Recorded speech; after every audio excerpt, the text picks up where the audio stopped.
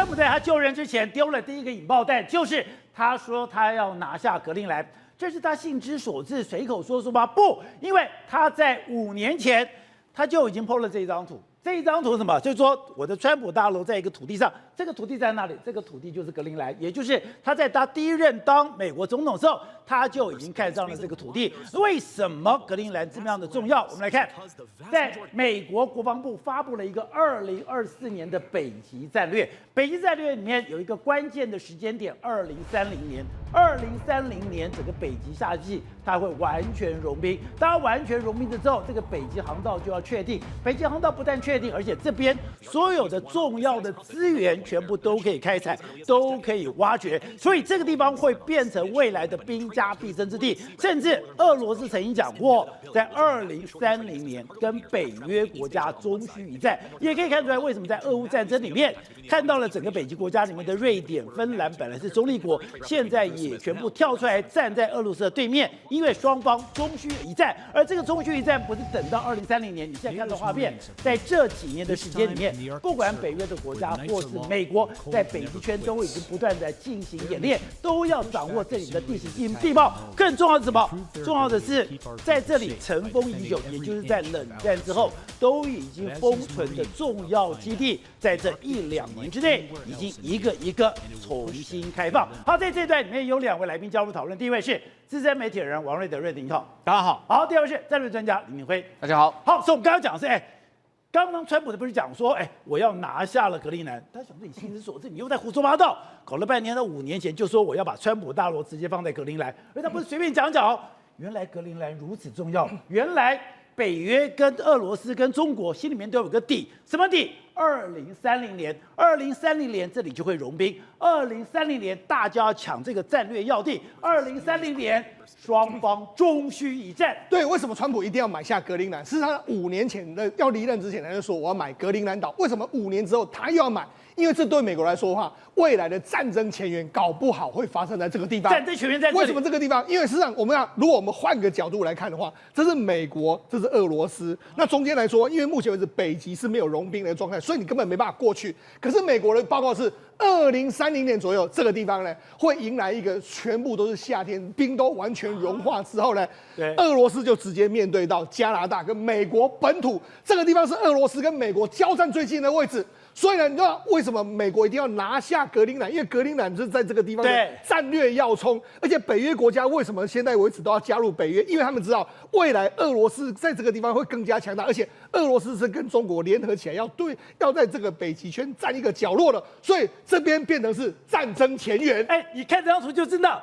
他真的是楚河汉界，对，他真的是面对面，没错，真的开始要对决定钩机。对，你看俄罗斯跟美国那么远啊，但是问题是，如果北极融冰之后呢，俄罗斯跟美国的距离比想象中要很近很多，所以变成是美国为什么毫无疑问一定要拿下格陵兰？重点为什么要并吞加拿大？对，为什么要拿下格陵兰？而且他这里已经有阿拉斯加了。对，所以呢，你看为什么要拿下加拿大，拿下格陵兰，就是要直接面对北极，要直接跟俄罗斯跟中国对抗嘛。所以才跟你说，这对美国来说非常重要。所以现在北约要组一个北极陆战队，也就是说未来是可以登陆作战的。北极陆战队，美国也要做，北约也要做，因为这个对他们来说是太重要的一件事情。因为为什么这个北极陆战队非常重要，也是。过去他们在北极这个地方都是一个防御性的，在这个地方我有雷达，在这个地方我有最好的通讯设备。可是如果说我这边是陆战队的话，就代表未来我以进攻为主了。对，那美国到底是玩真的玩假？你看，这是美国国防部发表了2024年的北极战略。北极战略里面呢，他就讲啊，他说2030年左右，你看2030年左右可能迎来一个几乎不结冰的夏天，也就是说，它的这个完全融化之后，人类活动将增加，然后这个发生事故、误判的风险会变得更大，所以它一定要占领这个战略高地。那现在美国怎么做呢？第一个，美国现在准备要用更多的这个高科技的传感器、雷达系统，还有一系列的装备，都到这个地方来。确保它不会成为所谓的战略盲点。好，那所以他要跟美国、加拿大还有一些北约盟友一起来合作嘛。好，那我们讲，事实上目前为止，美国怎么做？我们可以看到这张图，这张图是这个北极冰洋在这边，对不对？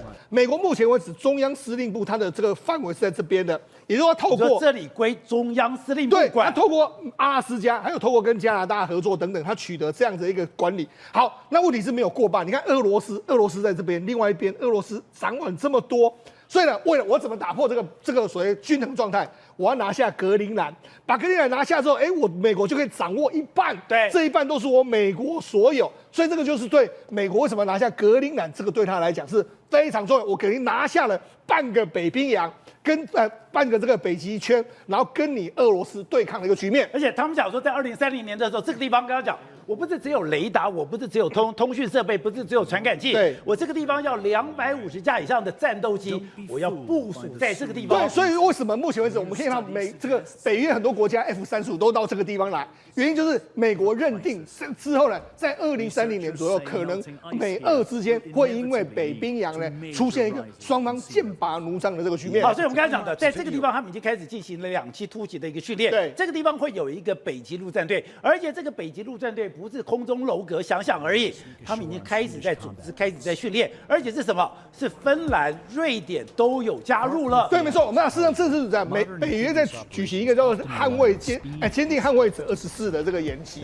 它演习什么？演习在北极登陆。那北极登陆呢？你看北极圈里面战斗最强，当然2个国家嘛，一个芬兰，一个瑞典嘛。对。然后还有意大利，还有美国陆战队，他们上演这样的状况。那当然都是由这个瑞典跟芬兰呢手把手教他们怎么去作战。对。那因为芬兰是2023年加入，然后这个瑞典是2024年加入，所以也就是说2个国家新加入北约之后，第一件事就是要提升北约在极地的作战能力。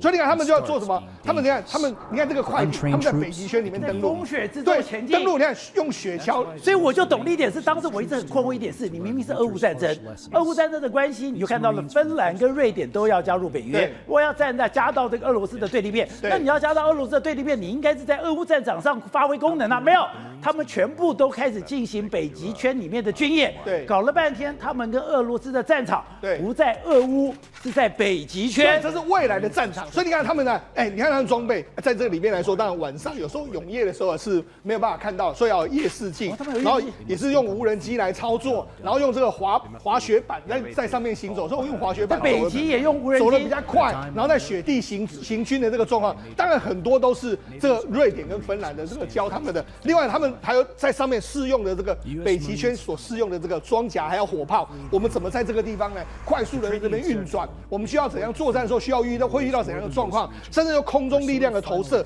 包括战斗机啦，还有物资怎么投到这个地方来？怎么演练在这个结冰的路面上，结冰路面上面这个可以这个投射兵力，甚至这个2栖船坞舰怎么到这个地方来作战？他们演练了一连串的这个动作，这就是他们在这个坚定捍卫者24的演习的这个过程。而且看了这个画面，我才知道说原来美军征战天下，对，美军最不熟悉是什么？他们是雪地作战，没错，特别是-30度C的作战，他们要干嘛？他们要学会在冰水中求生存，他们要训练滑雪，甚至我连最基本的把雪煮开喝水都要练习。没错，事实上美军呢，他们很少在这种极地下面作战，极地下面来作战来说的话，服装的问题啦，然后防范这个冻伤，还有你怎么去跳到冰水里面。对，那怎么办呢？好，那由芬兰的教官来教你。好，芬兰教官看，他就把他丢下去。这是芬兰的教官，对，他在下面就是美国的这个军官。他说：“你来自空军吗？”然后他就说 ：“Yes， 有发抖的声音。”他说：“那你现在是个冷静的空军人了，超级抖，很冷。好，然后你就好，你可以起来了，因为你现在已经熟悉了在这里面冰冷的这个状态。豪姐，他们你要怎么爬起来？是要用这样子爬出来，不然你是爬不出来的。让他们熟悉这种极地的温度。那这些跳下去冰水里面都是美国的军官，美国空军的这个训练员，美国来自陆战队的这个训练员一大堆。然后他们说还有一个来自路易斯安那的这个美国陆军说什么？我以前驻扎那个陆地啊，非常的热。那我们怎么连我们那个地方是很热，就在这个地方是很冷？而且很冷的地方怎么生活，它都完全是不一样的。他们连学生活都要学，他们要学习，然后要学习滑雪，然后还要学习什么？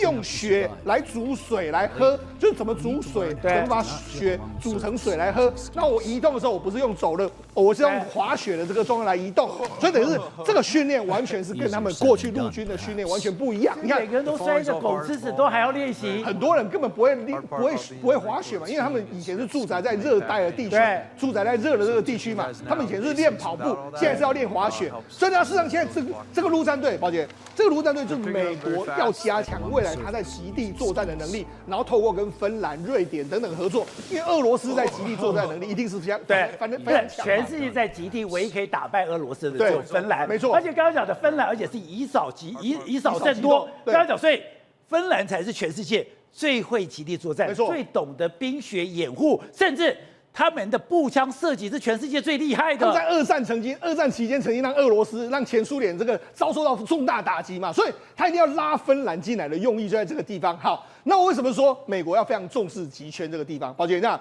这是什么？这是11月的演习。你看，这是11月份在什么地方？在阿拉斯加。阿拉斯加有没有看错啊？宝姐居然没有任何一点兵啊！对，这是11月在阿拉斯加的演练哦，这是美国的演练。美国演练来说，你看，因为他说什么？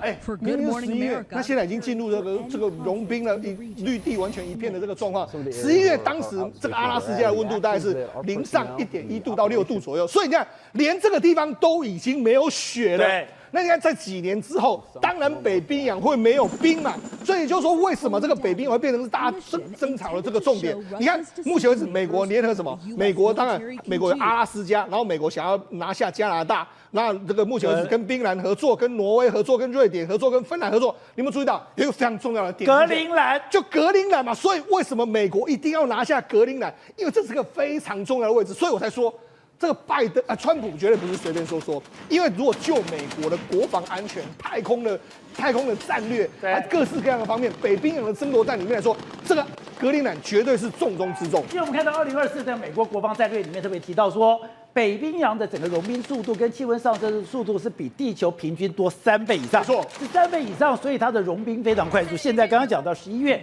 很多地方以前是冰原，对，现在冰都融化了。对，好，虽然现在目前为止来说，美国除了加强它本身的战斗力战，你看我们前阵不是说吗？美国这个重启很多这个欧洲的这个地下碉堡，另外一个还有挪威很多地方也开始重启一些碉堡。对，也就是说，美国现在要加强在北极圈的武装的投射，还有雷达站的这个建制，还有飞机的这个建制，这些都是美国一定要做的。所以说，连那个最神秘的欧拉夫斯文地下基地都要重启了。所以你要知道说，对美国来讲，神秘基地，全世界最神秘的基地，对，它等于说它有山的保护，有水的保护，是这么神秘的地方，现在要重启了。对，这是冷战时候一个非常重要的这个基地嘛。那他们就说准备把它恢复成什么？一个物流中心，还有一个潜艇基地。那未来就是美国朝北冰洋呢，能够投射兵力一个非常重要的这个位置，所以才说跟你讲，美国绝对会加强在北极圈的武力投射，然后拿下格陵兰，绝对是川普一定要做到的一件事情。好，体委。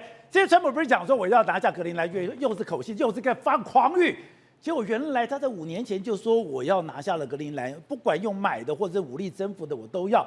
原来美国早就已经知道2030年北约跟俄罗斯终须一战，这几年的时间大家都在拉帮结派。过去在冷战时间已经封存的基地，现在一个一个重启，不但一个一个重启，而且所有的训练都紧锣密鼓的进行。对，你知道去年11月5号川普当选之后，结果俄罗斯的国防部长在跟普丁报告的时候，他们说我们未来俄罗斯10年之内有可能要跟北约的国家至少会有一战。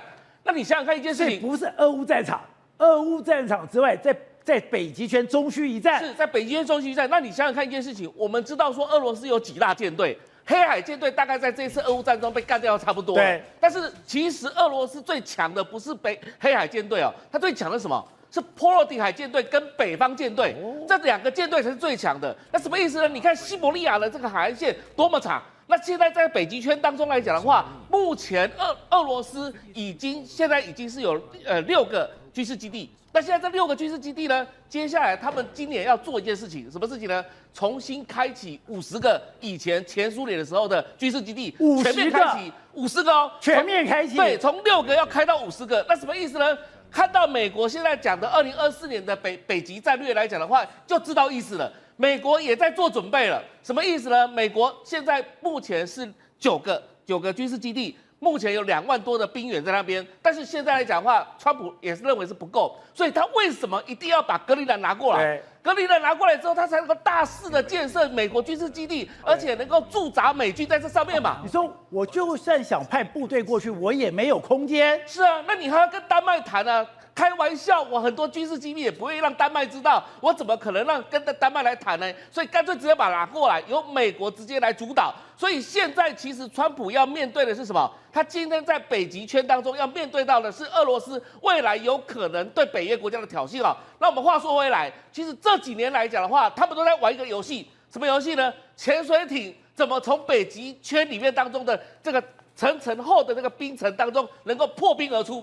因为我们知道俄罗斯它最强的就是什么破冰船嘛，破冰船前面在开导，对，后面的货轮在走。但是现在不是啊，潜水艇是什么？潜水艇如果你要在北冰洋突然间出现的话，然后要打洲际弹道飞弹、打核弹头到对方去，你一定要有什么？你的这个潜水艇的这个上层来讲要非常坚固，对，而且那个冰层要多厚？那个基本上来讲的话，要算出来，大概3公尺以上的冰层的话，它的厚度就非常厚了，而且有可能会破坏到整个潜水艇的这个设施。所以什么意思呢？最近这几年，2018年到2020年、2022年，美国、俄国都在演练这个东西，而且俄国还更好笑，俄国，所以我们要讲这些潜水艇就在冰原中整个浮起来，这个我看起来没什么了不起。你说这是一个至关重要的一个训练，因为第一个我要在这个冰层下面运行，运行的时候我在哪个地方我可以浮起来，哪个地方我可以破冰，这个东西我要很好的遥测，我这个地方要很好的监控，甚至我的这个潜水艇要非常的厉害。导播，我们来看这个图，就是如果你今天从我们一般从台湾的角度看，你看不到的感觉，原来整个北冰洋开放了以后，他们的距离跟加拿大距离跟阿拉斯加距离跟这么近，所以如果我今天不管是美国，不管是俄罗斯，我的潜水艇如果在这个地方的话，我打到美国，我打到加拿大，我打到阿拉斯加，都在打到我家门口。你知道一件事情哦，潜水艇在海中潜水的时候，其实它的通讯设备非常不好，对，它基本上用声呐或是用长波的方式，在2020年的时候，俄罗斯他们搞了一个东西，就是3艘潜水艇同时在100公尺之内同时浮上冰层上面。俄罗斯会这个东西？俄罗斯是表演给美国看的，是什么意思呢？我在没有通讯的情况之下，在水中做通讯，在水中通讯同时间也能够一起浮上来。这个做法其实美国目前就这样子，3艘同时浮起来。当我浮起来以后，我就没有冰层的阻碍。当我没有冰层的阻碍，我在这里发射导弹，美国就是我的囊中之物了。对，那更重要的事情是什么？当潜水艇你在冰层底下的时候，你上面如果出动，比如说反潜机、P3C 等等或者什么样的反潜作为，完全没用。因为什么呢？因为这个所谓的反潜设备呢，可能会被北冰洋的所有冰层，比如说冰山会断裂嘛，它可能很多杂音嘛，很多其他的干扰啊，而且它没办法去监测到潜水艇，所以有可能反潜反而是吧？它比如说它是猎人，它反而变成猎物，它反而不是猎人，你知道吗？对。所以这时候潜水艇一浮起来说，如果那个侦察机来讲的话，它如果无法预防到的话，它可能就被击落了。对，所以今天来讲的话，北冰洋为什么跟一般的其他海洋不太一样的地方？因为在这里的作战必须要高超技术。最近这几年，中国大陆所有的部门都在研究这个动力学啊。什么动力学？就是潜水艇要浮起来的时候，要怎么在北冰洋浮起来？怎么破冰？然后破冰以后，而且要搜寻那个所谓的冰层的厚度啊，必须是一个破点，你不能太厚啊，你太厚的话浮不起来怎么办？而且浮起来的时候，像是美国浮起来还有什么？还有一只这个北极熊跑到上面去咬他们的东西啊。所以这什么意思呢？就是说在北冰洋，如果现在来讲的话，川普的策略是我先占了隔离栏，我接下来来做所有的相关设施，准备因应的是什么？就是2035年之前呢，有可能要跟俄罗斯必有一战。所以刚才讲到，这不代表他们已经非常认真的在考虑所有的兵棋推演。兵棋推演刚才讲，这是一个美国北美特种作战司令部，他只是一个上尉哦。可是洋洋洒洒写了一个，就是他说现在是中国跟俄罗斯，他要压制跟孤立美国，他压制孤立美国，我要干嘛？我要完全掌控北极圈的这个所谓的这个掌控权。掌控权里面他都被提到。现在怎么办？我只能派美国的特种部队跟常规部队进到这个地方，在海上、空中、陆地展开行动。我也要把这个主动权掌回来。这一位是现役的上尉，他是被授权写这篇文章的。授权目的在干嘛呢？其实要告诉大家的是，不管是北极或者是川普所说的巴拿马运河，都是针对印太而来的。什么意思呢？你想想看哦，去年也是一样。美国在演习的时候派了3艘无人载具穿过巴拿马运河，你想想看嘛，巴拿马运河上面有中国驻军的话，有中国在那边的话，随时通报嘛。他怎么把他的？因为我们知道说，整个印太地区不是只有第3舰队跟第7舰队能够打仗而已。他如果一打仗的话，整个所有舰队全部都要动起来，全部都要驰援的。所以如果说我在很多的关卡全部都被中国掌握住的话，怎么办？所以现在，所以你说你不用驻军，你只要有中国的情报人员。当你的这个所谓的部队一调动，我就知道你的东西岸要结合在一起了。是，那如果巴拿马一样，然后在北冰洋来讲的话，如果钳制住美军来讲的话，那这时候怎么办呢？这时候美国在驰援台海战争就大打折扣了。所以现在来讲的话，有人说，不管现在川普要的是巴拿马，或是格陵兰，或是北冰洋，其实都是针对印太、针对台海而来的。所以我们知道，日俄战争的时候，就是因为北冰洋来不了，北冰洋他的黑海舰队绕了一大圈，打到了，跑到了这个所谓的这个日本这个前面。他已经累翻了，在这一本他已经累翻了。他如果走北极航线，日俄战争就不知道了。对，所以现在可能会改写历史哦。所以为什么大家兵家必争之地就是这个北极海、北极圈这个地方？因为现在来讲的话，气候暖化，整个融冰大概都差不多的情况下，还是有一些碎冰跟浮冰。但是如何在这个极地的地方作战，其实各国都没有经验。现在俄罗斯它占的国土最大，但是呢，现在川普一个一个先要把西方国家整个团结起来。好，大瑞的。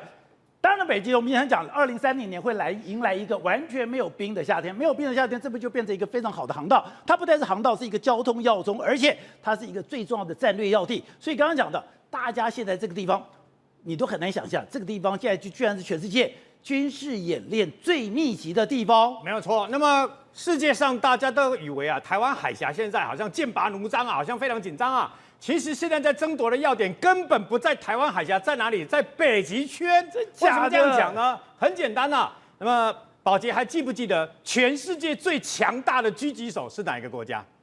芬兰。他的白色死神叫做海赫，98天之内射杀了542个人呐。为什么叫白色死神？因为他穿着那白色的那个伪装衣啊，然后呢就躲在雪地里面。他还不是用狙击枪，还是用一个自动步枪嘛？曾经创下一个纪录，1分钟之内可以在150公尺外的16个不同的这个靶全部打中。他一个人一把自动步枪就可以杀了500多个人呐、全世界最厉害的狙击手在这个芬兰。那么芬兰呢，它看起来不是一个军事大国，但是呢，告诉各位，你知道这些其他的军事国家的这个大炮加起来都没有它多啊？为什么？单单芬兰就有700门的榴弹炮、700门的迫击炮、100门的火箭弹，还有包括39部的 K9， 韩国的 K9的自走炮，还有包括29辆海马式发射车啊！我们这是芬兰的部队，这是芬兰我刚刚讲的这些芬兰好。那么除此之外呢，它有63架的大黄蜂之外，马上要换成64架的 F-35A 的战斗机。然后我一直讲说，我希望川普到时候上任了以后，卖给台湾的 AGM-158半逆中飞弹有没有？他已经有了，你知道吗？他已经有了，它包括这个，它有反辐射飞弹了。单它的空中的武力的飞弹超过650枚以上，台湾有了它都有，台湾没有了它也有啊。而且呢，事实上他对俄罗斯一直非常的警觉，所以他主导整个包括北极圈的他现在已经加入那个北约了嘛？对，他主导整个北极圈里面的军演，包括另外一个所谓的工业大国瑞典所以呢，也不要小看他的海军，他的海军排名世界12大。刚刚廷辉不是讲到波罗的海吗？你知道吗？因为波罗的海有3个国家嘛，立陶宛、爱沙尼亚、拉脱维亚嘛，在波兰之后再加上芬兰的话，你知道？加上芬兰以后的这个等于说波罗的海叫做什么名字吗？什么叫做北约湖？它变成北约的湖啊！所以你就知道芬兰加进来了以后，对整个那个北极圈有影响有多大。那还有一件事情，我觉得值得我们去效法跟学习。为什么呢？我们现在才看到，那么3年的俄乌战争在2月24号即将满3年嘛。2018年的时候，芬兰就把全国所有的包括国家军事的跟一般业余玩家的无人机，全部把他们集中起来，每一年受训至少1次。为什么？因为呢，平常就掌握这些拥有无人机的这些芬兰人，一旦开战的话，他们全部是无人机的相关的。他们真的是全国皆兵。对。他们已经全国皆兵，他是连玩无人机都是。阿兵哥50岁以后退役，军官60岁以后退役，能包括无人机。兵中是你去佚佗去创啥拢无要紧。马上集结。我跟你讲，他可以在1个礼拜之内，从2万3000个人的那个常备兵，立刻征召90万，然后90万的后备军全部回来，对那无人机全部都派上战场，马上可以打仗哎。这是芬兰我们过去认为芬兰只是一个小国、啊，对，没想到他的海军、空军、他的陆军无人机，人家在短短的时间内已经这样。还有一个更了不起的，芬兰不断的向世界各国买各式的飞弹，刚刚讲的 AGM-158我们买不到，他买到了嘛？他研判到一件事，万一俄罗斯要入侵他的话，因为他的边界长达1300多公里，所以万一打进来怎么办？我跟世界各国买的这些飞弹怎么办？宝杰，你知道他把部分的飞弹藏在什么地方吗？他就直接藏在北极圈里面。万一我被打了，往北极圈撤了以后呢，我还可以在北极圈里面呢，我暗藏的这些军事碉堡基地里面，把我的飞弹继续补给，继续跟俄罗斯周旋呐。所以呢，为什么芬兰跟瑞典加入了北约以后，事实上对整个北约，包括美国，那么在整个北极圈里面呢，它的那个整个威力是更加的加大，它可以让俄罗斯的波罗的海舰队呢变成一个北约湖里面被制约的嘛。所以呢，你看，包括美国的海军陆战队，包括美国的各式的这个军队呢，也在这个北极圈里面呢，尝试各式各样的，包括运兵啦，包括行军啦。为什么？也很简单。北极圈它正不断的那么融冰整个融冰区不断的扩大，那不断扩大了以后呢，北极很简单，北极航线跟北极圈它是国际战略，它是所谓的经济战略，它还有能源的战略嘛。所以呢，我如果以美国为主的这些国家，我联合北约、联合芬兰、瑞典这些相关的国家连成一气了以后。我跟你讲，单打独斗的这个俄罗斯哪是他的对手啊？虽然没有错，虽然中国是俄罗斯最好的盟友，但问题是中国毕竟起步太晚。面对我刚刚讲的，人家芬兰已经在这个的雪橇兵，还有包括这些巡逻兵，已经在北极圈已经活动这么久，而且是长训的活动，了解这个地方。那么对俄罗斯来讲，那将是噩梦一场。对，吴董，我都没有想到。川普上来以后，整个国际形势的对立这么样的紧张。跟我讲，格陵兰就要嘛，你想说贪心不是？如果从这张图就可以知道，你拿下格陵兰，你才可以真的东西对峙，才可以跟俄罗斯在这个区域里面一较高下。我觉得美国这个从川普包括到拜登时代，他们都有一个很重要的一句话啦，叫做国安的问题，对或是国家利益啦。但真的是国家利益到底是什么事情？真的是多派几个部队吗？那你认为说美国现在跟俄罗斯跟中国之间，他们的兵力的落差，在极地部分美国有输掉吗？没有啊，没输吗？都是相对优势嘛，都因为它太空军是赢的嘛，对不对？在极地作战当然是优势啊，所以中央司令部本身就可以控制这个地方的战争了，所以它是有相对优势的啊。那这个就是说。所以他为什么提这个事情呢？你注意，川普提的问题里面都有一个核心的东西，都可以量化，赚钱。他没有，所以他的国家利益，美国的国家利益等于什么利益？你知道？等于商人利益。他商人的商业利益就是国家利益。美国兵力是强大的主要目标，要保护美国安全，对不对？还不是，是保护美国商人安全。他绝对不会让商人到海外、到非洲去挖个油矿、挖个矿，然后被人家杀了，不干这种事。他一定报仇，100%斩首行动一定来的。所以他的这个战争目标是很清楚的，就是所谓的国家利益，然后商人利益。对。那你认为格陵兰是什么？当然是商业利益嘛。所以以后这个地方是最重要的航道，我要掌控这个航道。不，航道小事。航道小事。他的美国是全世界最大的海权国家，它的海军的它的军港的所谓的军港租用的这个遍布面，有好几百个军港，这么航道都是他控制的啊，不是嘛？是格陵兰所带来的未来的利益嘛，它的矿产嘛，天然气、石油、能源嘛，还有很多我们不知道的一些的东西啦。这个他们的科技，美国的科技要无限制的掠夺跟发展嘛。这才是核心问题啊！川普哪里懂什么打仗？他不打仗的，他不打仗的。他现在讲难听点，俄罗斯现在落成这个样子，还有什么极地作战能力呢？没有了吗？当然没有，俄罗斯现在叫韩国人帮他打仗啦。他哪有作战能力？所以美国现在是养寇自重，哎，把这个俄罗斯养的好像很厉害，其实是要东西。他每一次国防部在谈到每年的国防计划的时候，都要把俄罗斯把中国极度的扩大妖魔化嘛。不然没有那么强吗？他每年要编8000亿美金预算，他有什么理由编？你告诉我。因为对手很强大，对他有敌人嘛，他一定要有这个潜在的敌人存在，就 possible enemy 嘛。那 possible enemy 他的假想敌很重要嘛，他把中国不断的假想敌扩大到无限大嘛，所以他就可以搞了很多钱出来花嘛。问题是他现在他颠覆这个概念了，他不但所以他用个别的这个他现在单边主义是更厉害的。他一个一个点在打你嘛，所以他的打法，他就是我跟你讲是商业利益。那这个商业利益，你就看下来的结果，这格陵兰会不会让步？不会吗？当然让步会嘛，让步吗？丹麦那么小，格陵兰那么小，他不是说我不要当丹麦人，我也不要当美国人，我要当格陵兰人，就贵一点嘛，就是贵一点嘛。那我问你，你有没有看见他儿子已经去了？对他儿子去了，这欢迎他，去了就谈了，当然都没有说谈，但他说他不谈。他说不谈，但是你看看，光是这个动作，丹麦的总理开了几个记者会啊？那个漂亮的女生，我看了3场还5场啊，我把全部都看完，内容每次都相同，就我们不卖嘛，不卖，然后我们要合作嘛，那是干什么？喊价嘛，对不对？两边在喊价，格陵兰也是在喊价啊，格陵兰总督也出来讲话啊，对啊，都在讲啊，我们要独立，都是所以川普的想法，所谓的买卖的目的，结果会变成合作啊。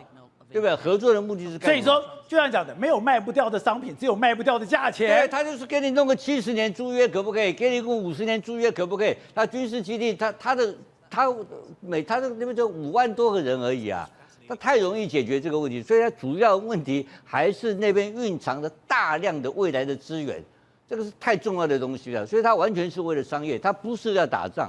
他讲了一大堆故事给你听，那都是唬烂你的。川普的脑袋瓜里面有钱的地方，他为什么不谈非洲？非洲他就一句话都不谈啊！非洲有很多金矿啊，非洲有很多利益，他为什么不去？非洲的话要打仗啊，非洲划不来，剩尾猴嘛。哎，那这个比较软啊，软柿子捡起来先吃再讲，对不对？而且他帮财团服务，因为有能力干这种事情是谁？因为比尔盖茨已经去了。对啊，这个贝佐斯也去了，都是有钱人啦。有钱人他们有什么？他们花样多啦。他开发的科技，你这个格陵兰从现在开始已经大概好几年前规定了，不准谈石油开发，因为他们的技术不够嘛。你开个美国莫名其妙10年内就变成世界上第1大的这个能源输出国啊，以前是输入国啊。